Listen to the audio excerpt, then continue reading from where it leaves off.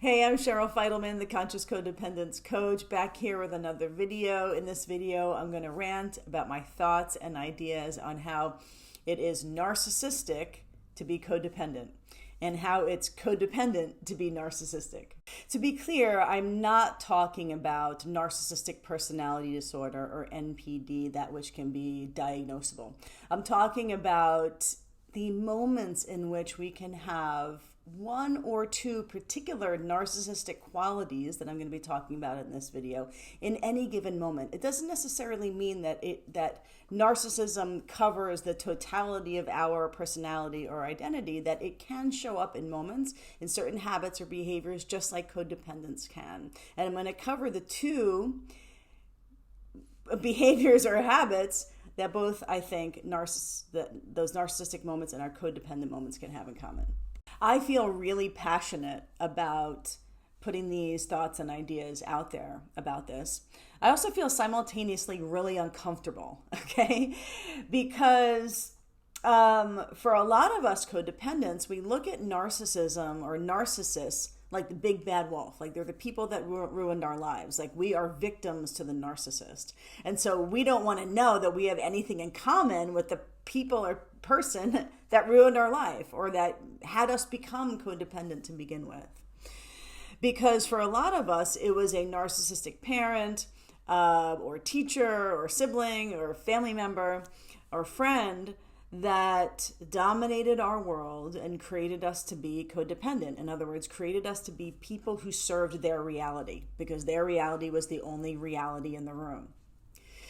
They taught us our codependence was a traumatic response to their narcissism. We had to set aside our own feeling and acquiesce to their reality in order to sustain the connection, which fundamentally is codependence, right? We set ourselves aside and serve another person's reality in order to sustain the connection. We're dependent on another person's reality more than we're dependent or connected to our own reality.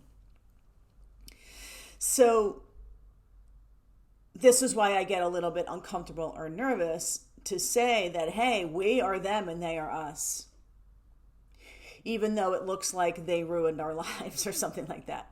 Again, not talking about anybody diagnosable. That's, way further on the narcissistic spectrum than I'm referring to. What we have in common, there are two things and a third thing. So I'll say three total, okay? Number one, the narcissist doesn't understand that they can impact somebody. They don't understand impact because they're not connected to themselves as somebody that can actually impact another person. So oftentimes a narcissistic person or a person in a narcissistic moment will get mad at us or yell at us, and we'll go, ouch, that hurt. That doesn't feel good. Why are you doing that to me? And they'll go, I didn't do anything. What do you mean? I didn't do anything. You shouldn't feel that way because I didn't do anything. Because they cannot understand that they actually can impact somebody. They can't see their own impact. They can't see their own reflection.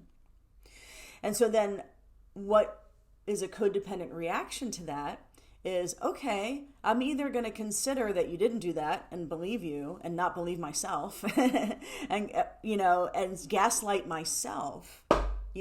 We look at these gaslighters as if they're the big bad people, but nobody can really gaslight us unless we are gaslightable. Unless we have the traumatic habit of setting aside our own reality, either setting it aside or being willing to go, you know what, it's just not that important. My feelings are just not that important. I'd rather you be happy. I'd rather us have some sort of connection. If you're happy, if you're not happy, we're not going to have connection. If I admit my truth, you might not be happy, so forget about it, right? So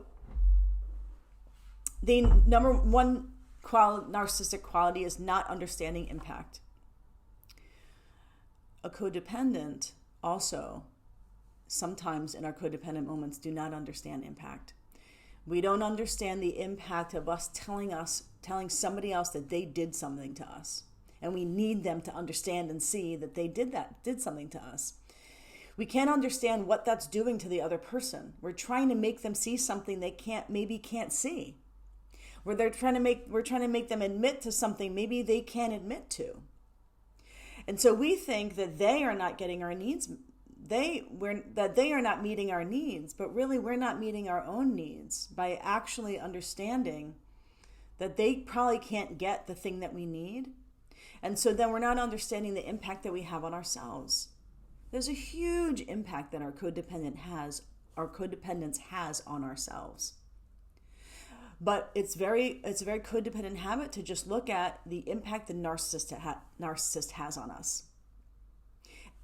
And so then it's very common, I think, in the healing world for the codependent to play victim to the narcissist, that we're just victims to them. And there's all these, a lot of thoughts and ideas out there in the healing world about how to get away from the narcissist and how to appease the narcissist. But I think what that does is it just keeps encouraging us to think that we are victims to the narcissist. But we're not. We are not victims to the narcissist. We are victims to our own codependence. And what we have in common with somebody who is in a narcissistic moment is that they think they are victims to us. Okay? That's what we have in common. We are mirroring victimhood. We are mirroring victimhood because both people are dissociated from themselves. Again, that's what we have in common is a narcissistic moment and in a codependent moment. Both people are dissociated from themselves, thinking that they're victims to the other person. You're doing this. No, you're doing this. No, you're doing this. No, you're doing this. Neither one of them is going, how am I feeling right now? What am I projecting or interpreting that's feeding to this situation? What am I feeling? What's happening with me? What do I want? What do I need right now? And if this person can't supply what it is that I want and I need, can I supply that for myself? Why am I over there with the other person, needing them to change to fit my reality? Also, very common between a codependent and a narcissist, wanting the other person to change to fit our reality. Another narcissistic and codependent habit is to feel or think that our reality is the only reality that can be real or true in the room, okay?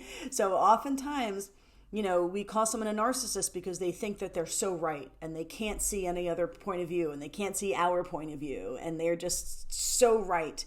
And then the codependent will often go, okay, fine, you're right, and we'll just completely let go of our own opinions or our own interpretations or our own desires in order to sustain connection with their righteousness, even though in the background, sort of the sneakiness about codependence is we often don't agree, but we agree anyway, right? So in the foreground, we're going, yeah, sure, yeah. In the background, we're going, no, I don't think that, no, right? So, but codependents do the righteous thing too. We often think we're really right about what the other person is doing and what they're saying and what they're thinking about us and what mood they're in, right? We think we are so right about what's going on with the other person. And oftentimes it's a survival technique because for a lot of us when we were children, we had to be really, really acutely aware and tuned in to what was happening with one or more of our parents or guardians so that we can read their moods so we knew, what to do or not to do to not upset them, right? So we've gotten so keenly good at, masterful at reading other people that now we're reading other people and we think we are so right about what's happening with them. The difference there is that oftentimes in our codependence, we are so righteous about another person, but we're not coming from like a damning place.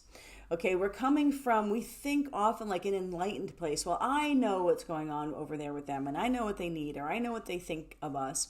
But oftentimes we're also coming from a place that is in service to our inner punisher, which might be something like, I think they're mad at me, or I think they don't like me, or I think they're avoiding me. But really what we're doing is we're projecting our inner punisher into another person's mind because our inner punisher tells us that we are someone to set aside.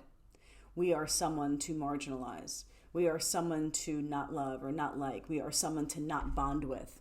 So we're projecting our inner punisher into somebody else's world, which creates this artificial knowing of what's going on in another's worlds, this artificial righteousness, which is very similar to the narcissistic righteousness. It's often an artificial projected righteousness. One last thing that I'm going to say can be both a narcissistic habit and a codependent habit is enmeshment.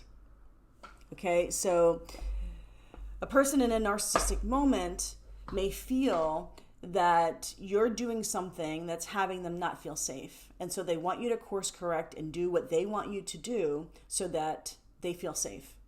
Because there is a nervous system enmeshment. Okay? And then the codependent will stop what they're doing or change what they're doing so that the narcissist feels safe to validate and appease the narcissist's nervous system, even if it doesn't appease their own nervous system. So we will go out of our way to create peace outside of us, even if it means a lack of peace within us. And that's another way a codependent latches on to enmeshment and nervous system attachment. Is we go, okay, I will appease your nervous system and I'll pretend that mine is appeased so that we can have some level of nervous system connection and regulation and safety. As long as you feel good, it's okay that I don't feel good, because if you feel good, then we're safe, right? It doesn't really matter if I don't feel safe. If you feel safe, then we're safe. So we outsource our safety. I help high-performing women create healthy relationships and true intimacy without needing anybody else to change and without years of therapy, okay? So this work is about generating our own experience regardless of what's happening with another person, okay? Now, that is not abandonment, okay? That is self-generating self-connection. That is inner peace. In other words, we get to have inner peace and we get to witness somebody else who might not be having inner peace, but that doesn't necessarily mean their lack of inner peace has to impact us. That we actually can stay in our own body, stay in our intuition, stay in our emotions and our sensations, stay in our reality and our truth, while somebody else is also in their reality and in their truth, even if it's different than ours. And this is the antithesis of narcissistic habits. This is the antithesis of codependent habits. Both are a dissociation of self. The conscious codependence practice creates consistent association with self, consistent autonomy, connection with self, a lack of projecting into another person's world, a lack of interpretation of another person's world, a lack of needing somebody else to operate differently in order for us to have the experience that we want, okay? That we service, create, and generate the experience that we want, which is presence, which is intimacy, and which is full internal self-alignment. Okay, thank you so much for listening to my thoughts, theories, and rants. Remember, your relationship with yourself is where it all begins. Happy healing, and life is now.